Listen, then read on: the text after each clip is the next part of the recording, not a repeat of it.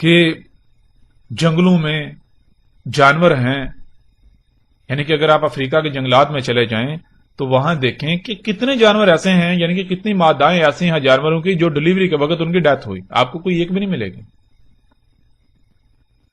اور پھر ڈلیوری کے لیے یعنی بچہ پیدا کرنے کے لیے کسی دوسرے کی ضرورت نہیں، کوئی دائی کی، کسی ڈاکٹر کی، کسی ہسپتال کی ضرورت نہیں ہے.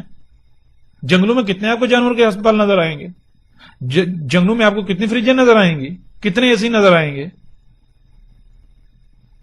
سواری کے لیے، ان کو سفر کرنے کے لیے آپ کو، یعنی کہ ان کے پاس کیسی آپ کو کوئی ایسے سواری کے ذرائع جو آپ نے خلق کیے نظر آئیں گے آپ کو؟ نہیں.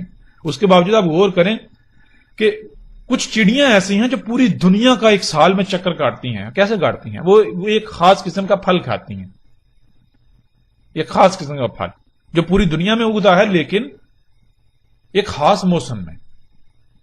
تو مثال کے طور پر آپ جس خطے میں، اس خطے میں جب وہ موسم آتا ہے، وہ پھل پیدا ہوتا ہے، وہ چڑیاں آتی ہیں، اس دوران کھاتی ہیں، آگے جاتی ہیں. اس طرح یعنی کہ جیسے وہ سورج آگے بڑھتا ہے یا زمین یعنی چکر کاٹتی ہے، تو پوری دنیا میں یعنی کہ جہاں آج گرمی ہے بعد میں سردی آئے گی، اس طرح یہ موسم چینج ہوتا ہے، سرکل. جیسے آپ آگ لے کر یا گرمی لے کر چل رہے ہیں، تو جہاں جہاں گرمی ہوتی جاتی ہے وہاں وہ پھل جو ہے پروڈیوس ہوتا ہے، تو پیچھے پیچھے وہ چڑیاں جو ہیں، وہ چڑیوں کا گروہ وہ آتے جاتے ہیں، وہ کھاتے جاتے ہیں، آگے بڑھتے جاتے ہیں، کھاتے جاتے ہیں، آگے بڑھتے جاتے ہیں، اس طرح پورے سال میں. تو اسی طرح وہ پوری دنیا کا نہ صرف چکر کاٹتی ہیں بلکہ وہ رزق بھی ان کا اسی طرح.